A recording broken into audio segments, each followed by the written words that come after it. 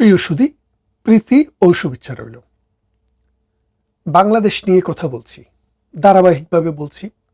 আজকের বিষয় হচ্ছে, বাংলাদেশ কি কোনো একটা অন্ধকার টানেলের দিকে হেঁটে যাচ্ছে? বাংলাদেশের ভবিষ্যৎ আসলে কোথায়? আপনারা দেখেন, দক্ষিণ পূর্ব এশিয়াতে যে কটি দেশ আছে, বাংলাদেশ, ভারত, পাকিস্তান, নেপাল, ভুটান, শ্রীলঙ্কা, আফগানিস্তান এবং মিয়ানমার, এই যে 8টি রাষ্ট্র, এই 8টি রাষ্ট্র, তার সাথে আপনারা যোগ করতে পারেন মালদ্বীপ, ছোট্ট একটি দ্বীপ রাষ্ট্র। এই 9টি রাষ্ট্র, এই 9টি রাষ্ট্রের মধ্যে আমরা দেখেছি যে গত বছরের টার্মোয়েলে শ্রীলঙ্কার অর্থনীতি কলাপস করেছে।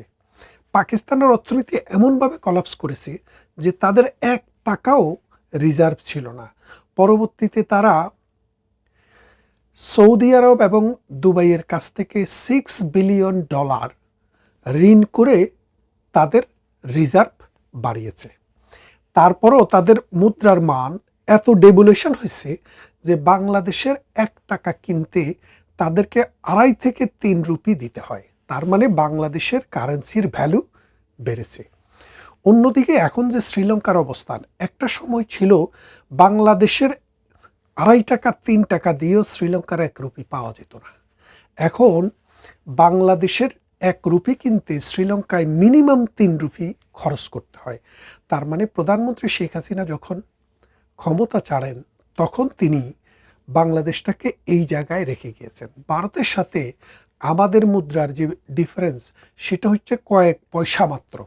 তাহলে বোঝেন যে দক্ষিণ পূর্ব এশিয়াতে মিয়ানমার 40 বছর থেকে যুদ্ধে লিপ্ত অথবা দাঙ্গায় লিপ্ত, সামরিক স্বৈরাচার জাতাকলে পড়ে অর্থনীতি প্রায় ভঙ্গুর। আফগানিস্তান শুধু দক্ষিণ পূর্ব এশিয়াতে নয়, এশিয়া মহাদেশের সবচাইতে কম মাথাপিছু আয়ের দেশ হচ্ছে আফগানিস্তান। প্রায় $600 নিচে যাদের মাথাপিছু আয়। সে দেশ কোনো কিছু কিনে না, সে দেশ যা পারে টুকটাক কিছু বিক্রি করে কোনো রকম জীবন বাঁচায়। তাহলে আপনি আফগানিস্তান দেখলেন, আপনি দেখলেন শ্রীলঙ্কা, আমরা দেখলাম পাকিস্তান এবং নেপাল ভুটানের অর্থনীতি কোনো কালেই অতটা শার্প ছিল না। নেপাল ভুটান আমাদের সাথে অনেক ছোট অর্থনীতির দেশ এবং তাদের মাথাপিছু আয়, গড় আয়, জীবনযাত্রা সব কিছুই বাংলাদেশের চাইতে নিম্নগামী। শুধুমাত্র এই দক্ষিণ পূর্ব এশিয়াতে মাথা উঁচু করে ডলারের বিপরীতে টাকার মান ধরে রেখেছে ভারত। তাদের অর্থনীতি কম্পারেটিভলি এই দক্ষিণ পূর্ব এশিয়াতে ভালো অবস্থানে আছে। এখন বাংলাদেশের অর্থনীতিকে ইমার্জিং ইকোনমি বলা হতো। প্রতি বছর বিলিয়ন বিলিয়ন আমাদের অর্থনীতিতে যোগ হতো। প্রতি বছরে আমাদের বাজেটের সাইজ অন্তত কয়েক বিলিয়ন করে বাড়ছিল। এখন যে জায়গাটায় এসে আমরা এখন দাঁড়িয়েছি, ডক্টর ইউনূসের যে 18 মাস শাসন, এই 18 মাসে বাংলাদেশে কোনো বিনিয়োগ হয়নি। বাংলাদেশ থেকে বিদেশি কোনো টাকা আসেনি। বাংলাদেশ বিদেশে রপ্তানিযোগ্য পণ্য বৃদ্ধি করতে পারেনি। বরং ভারতের সাথে আমাদের যে নানান রকমের চুক্তি ছিল, যেই চুক্তির ভিত্তিতে আমরা ভারতের বিভিন্ন পোর্ট, ভারতের বিভিন্ন বিমানবন্দর এবং ভারতের যে সীমা ব্যবহার করে আমরা যেভাবে উন্নত বিশ্বে পৃথিবীর নানা প্রান্তে নানান ধরনের প্রোডাক্ট রপ্তানি করে বৈদেশিক মুদ্রা অর্জন করতাম, সেই পথটি বন্ধ হয়ে গেছে। এর ফলে কি দাঁড়াচ্ছে যে বাংলাদেশ অর্থনীতিতে একটা ভঙ্গুর জায়গায় চলে গেছে। তারপরে ডক্টর ইউনূসের 9 মাসে 200 গার্মেন্টস ফ্যাক্টরি বন্ধ হয়েছে। 200 বলতে ছোট ছোট 10 জন 5 জনের গার্মেন্টস ফ্যাক্টরি নয়, গাজীদের মতো, সালমান এফ রহমানের মতো, এসালামদের মতো বড় বড় গ্রুপ অফ ইন্ডাস্ট্রিজ ধ্বংস হয়ে গেছে। ব্যাংকগুলোকে সিস্টেমেটিক্যালি ধ্বংস করে দেওয়ার চেষ্টা করা হয়েছে।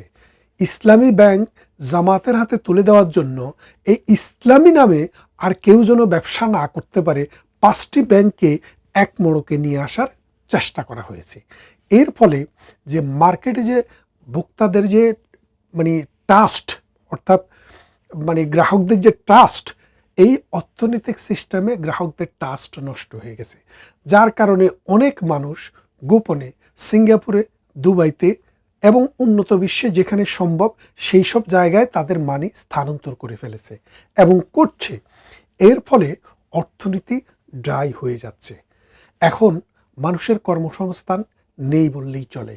সরকার এই মবতন্ত্রের কারণে সরকারি যে প্রতি বছর যেই পরিমাণে রাজস্ব আদায় হতো, যেটা দিয়ে সরকার বিভিন্ন শিক্ষা প্রতিষ্ঠানের শিক্ষকদের বেতন, সরকারি কর্মচারীদের বেতন দিত, সেই বেতন দেওয়ার পয়সাটাও এখন রুজি হচ্ছে না, অর্থাৎ আয় হচ্ছে না।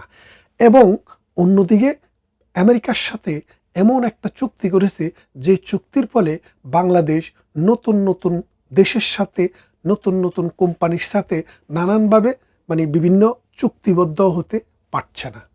আপনারা বুঝতে পারবেন যদি দেখেন যে IMF প্রধানমন্ত্রী শেখ হাসিনা থাকার সময়ে $6 বিলিয়ন একটা চুক্তি করেছিল, তাদেরকে একটা লোন দেবে। তার 3টা কিস্তি কিন্তু দেওয়া হয়েছে। বাকি যে একটা কিস্তি রয়েছে 1.5 বিলিয়ন, সেই টাকাটা এখন আর তারা ছাড় দিচ্ছে না। কারণ ছাড় না দেওয়ার মূল কারণ হচ্ছে তারা এই বিশ্বাস নাই তাদের যে বাংলাদেশের অর্থনীতি যে জায়গায় আছে সে জায়গায় সাস্টেইন করবে। তারা ধারণা করছে বাংলাদেশের অর্থনীতি একটা বিরাট ডিজাস্টারের মধ্যে দিয়ে যাবে। টাকার অভাবে বাচ্চাদের নাকি টিকা কিনা যায় নাই, যার কারণে এই পর্যন্ত 2 থেকে 300 শিশু মারা গিয়েছে। অথচ শেখ হাসিনার 16 বছর 17 বছর সময়ে পুরা বিশ্বে বাংলাদেশ টিকাদানে মডেলে পরিণত হয়েছিল। যদিও এখন তারেক রহমান সাহেবও শেখ হাসিনার দোষ দেওয়ার চেষ্টা করতেছেন, এইসব হালে পানি পাচ্ছে না, মানুষ এসব বিশ্বাস করছে না। মানুষ কোথায় ছিল, কিভাবে ছিল, মানুষ সেটা জানে। এখন তারেক রহমানের অর্থমন্ত্রীকে মানুষ অর্থমন্ত্রী মনে করতে পারতেছে না, স্বরাষ্ট্রমন্ত্রীকে স্বরাষ্ট্রমন্ত্রী মনে করছে না, এমপিদেরকে এমপির মতো মনে হচ্ছে না। এখন এর কারণটা কি দেখেন, একজন এমপি তার কথাবার্তা, তার আচার আচরণ, মন্ত্রী তার কথাবার্তা এবং আচার আচরণ মানুষের কাছে মন্ত্রীর মতো, এমপির মতো হতে হয়। কিন্তু তারেক রহমানের যে পার্লামেন্ট, এই পার্লামেন্ট মোটামুটি একটা চিড়িয়াখানায় পরিণত হয়েছে, যার কারণে মানুষের কাছে দেশে যে একটা সুষ্ঠু সরকার আছে, দেশে যে একটা ফাংশনিং সরকার আছে, সেটাই মানুষের কাছে মনে হচ্ছে না। এখন মানুষ যখন তার রাষ্ট্রের সরকার সম্পর্কে সন্দিহান হয়, মানুষ যখন মনে করে যে এই সরকারের পক্ষে অর্থনীতি পুনর্বিন্যাস করা, মানুষের কর্মসংস্থান বৃদ্ধি করা, বৈদেশিক বাণিজ্যকে সচল করা, বিদেশি বিনিয়োগ বাংলাদেশে নিয়ে আসা এবং সংস্কার কাজ এবং উন্নয়ন কাজ করতে পারবে, এটা যদি মানুষ মনে না করে, তাহলে মানুষের নতুন বিনিয়োগে মানুষ সাহসী হয় না। মানুষ যারা উদ্যোক্তা তারা নতুন কোনো উদ্যোগ নেয় না। তারেক রহমান ক্ষমতায় আসার পর থেকে, আপনি ফেব্রুয়ারি থেকে এখন তো সবে মাত্র এপ্রিল, এই 2 মাস সময়ের ভেতরে আপনারা কি দেখছেন? আপনারা দেখছেন বিভিন্ন জায়গায় দখলদারিত্বটা পরিবর্তন হয়েছে। অবশ্য দখলদারিত্ব ওই ডক্টর ইউনূসের যুগেই কিন্তু পরিবর্তন হয়ে গিয়েছিল। সেই দখলদারিত্বটা নির্বাচনের পর ভাইয়া গ্রুপ, দাদা গ্রুপ, মামা গ্রুপ, খালা গ্রুপ, চাচা গ্রুপের মধ্যে দাঙ্গা হাঙ্গামার মাধ্যমে কিছু পরিবর্তন হচ্ছে। কারা টোল তুলবে, কারা ইজারা নিবে, কারা চাঁদা নিবে, কারা এলাকার কন্ট্রোল নিবে, শুধুমাত্র বিএনপি এখন সেইখানে ব্যস্ত আছে। একটা রাষ্ট্রকে সুষ্ঠুভাবে উন্নয়নের জন্য যে পরিকল্পনা দরকার, আমরা শুনেছি আই হ্যাভ এ প্ল্যান। প্ল্যানটা কি এখনও আমরা জানি না।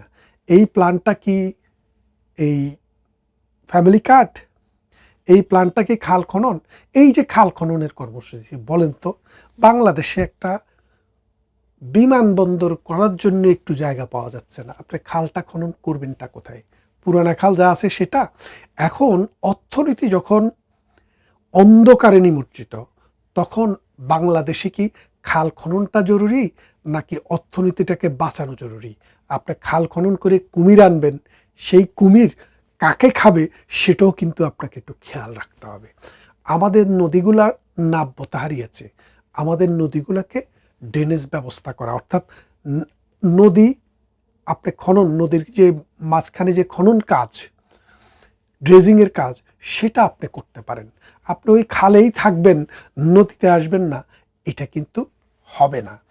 আমাদের অর্থনীতিতে যে কর্মসংস্থান যদি সৃষ্টি করা না যায় তাহলে কিন্তু অর্থনীতির চাকা ঘুরবে না, মানুষের জীবনও উন্নত হবে না।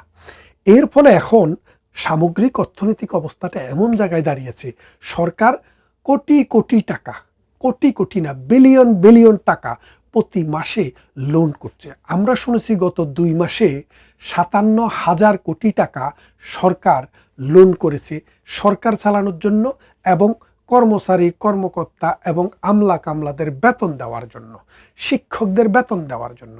এখন আপনার যদি রাজস্ব আদায় যদি বৃদ্ধি না পায়, আপনার রাজস্ব লক্ষ্যমাত্রার মাত্র 23% অর্জিত হয়েছে, তার মানে হচ্ছে 77% লক্ষ্যমাত্রা ব্যর্থ হচ্ছে। এর ফলে দেশ যে একটা নির্ঘাত অন্ধকারের দিকে ঢুকে যাচ্ছে সেটা কিন্তু আমরা দেখতে পাচ্ছি। বাংলাদেশের মুদ্রার মান ডলারের বিপরীতে অতদিনে আরও অনেক কমে যেত যদি ওয়ারটা না লাগতো। উপসাগরীয় ওয়ারের পর অর্থাৎ হরমুজ প্রণালী বন্ধ হওয়ার পর, তেলের দাম কমে যাওয়ার পর আমেরিকার ডলার চাপে আছে, সেই কারণে বাংলাদেশের সাথে মুদ্রা মানটা এখনও কাছাকাছি পর্যায়ে আছে। কিন্তু আমেরিকার অর্থনীতি যদি একটু ভালো হয় তাইলে এখন 300 টাকা দিয়েও 150 টাকা না, মানে 200 টাকাতে চলে যাওয়ার কথা ছিল একটা ডলার, যায়নি। একমাত্র যুদ্ধ আমাদেরকে সেভ করেছে। অন্যদিকে যুদ্ধ আমাদেরকে কিন্তু অনেক প্রেশারও দিচ্ছে। তো এই প্রেশার রিলিঙ্গুইশ করার জন্য সরকারের কোনো প্ল্যান আমরা দেখছি না। সরকারের প্ল্যান তো সরকারের মাথায় থাকলে হবে না, সরকারের কাজে থাকতে হবে। মানুষ আশা পাচ্ছে না, ভরসা পাচ্ছে না। যেই জঙ্গিবাদের বিরুদ্ধে মানুষ এই ফেব্রুয়ারি নির্বাচনে, 12ই ফেব্রুয়ারির নির্বাচনে তারেক রহমানকে, দানের শীষ মার্কাকে ভোট দিয়ে বিশাল জয় দিয়েছে, সেই তারেক রহমান মানুষের সেই আশা কিন্তু কোনোভাবেই পূরণ করতে পারছে না। সময় কম, কিন্তু লক্ষণ তো দেখা যাচ্ছে না। আপনি দেখেন, অর্থ মন্ত্রণালয়ের দায়িত্ব এমন এক লোককে দিছে, এক বাণিজ্যিক কারবার, এবং বাংলাদেশ ব্যাংকের গভর্নর এমন এক লোককে দিচ্ছে, ইতিহাসের সাথে এটা যায় না। তারপরে আপনারা দেখেন যে বাংলাদেশে যে বিভিন্ন মাজারে হত্যা এবং হামলা, এটা কিন্তু তারেক রহমান বন্ধ করতে পারেনি। সেদিন যে একটি মাজারে হামলা করা হলো, ঘোষণা দিয়ে তারা চিহ্নিত সন্ত্রাসীরা, চিহ্নিত মৌলবাদীরা ফেসবুকে তারা প্রচারণা করে তারে গিয়ে ধরে হত্যা করলো। এখন এটার বিচার কিন্তু কোনো লক্ষণীয় কোনো বিষয় দেখা যাচ্ছে না। এখনও স্কুলের টিচাররা অপমানিত হচ্ছে, লাঞ্ছিত হচ্ছে। এখনও কোর্টে হামলা করা হচ্ছে। এখনও এই যে দেখেন, ঢাকা বার কাউন্সিলের, ঢাকা সুপ্রিম কোর্ট বারের নির্বাচনে আওয়ামীপন্থীরা যারা আওয়ামী লীগ করেছে, যারা স্বতন্ত্রভাবেও দাঁড়াতে চেয়েছে, তাদেরকেও দাঁড়াতে দেওয়া হচ্ছে না, তাদেরকে নির্যাতন করা হচ্ছে। এই যে আপনি যে মবের মূল্য ডক্টর ইউনূস কায়েম করেছে, সেখান থেকে বেরিয়ে আসার প্রতিশ্রুতি আপনি দিয়েছিলেন, আপনার স্বরাষ্ট্রমন্ত্রী দিয়েছিল।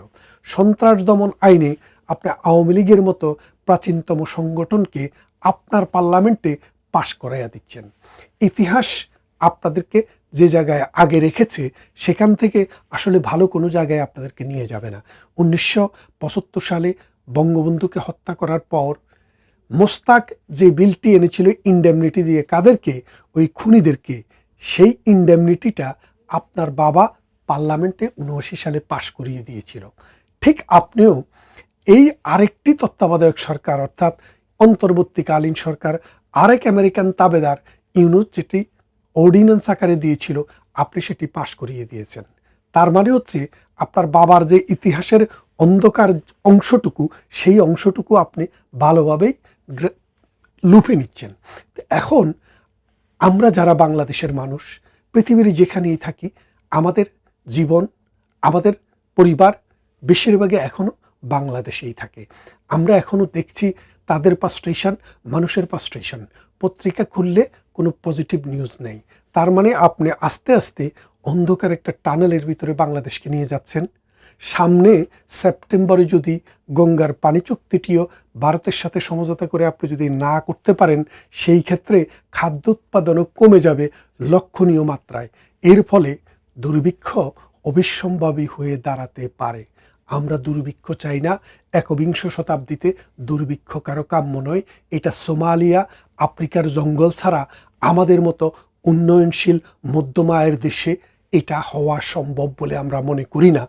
কিন্তু আপনারা সেই সম্ভাবনার দিকেই মানুষকে নিয়ে যাচ্ছেন। এখনো সময় আছে। প্রগতিশীল মুক্তিযুদ্ধের আদর্শ এবং বাঙালির হাজার বছরের যে কৃষ্টি এবং কালচার, সেটার ভিত্তিতে এই জাতির মনন, মগজ এবং সমাজ ব্যবস্থাকে যদি এগিয়ে নিতে না পারেন, অর্থনীতিতে যদি স্বচ্ছতা না আনতে পারেন, তাহলে যেই অন্ধকারের দিকে আপনি রওনা দিয়েছেন, সেই অন্ধকারে আপনিও বাঁচবেন না, দেশও বাঁচবে না। কথা হবে অন্য কোনো ভিডিওতে। ভালো থাকবেন, সুস্থ থাকবেন।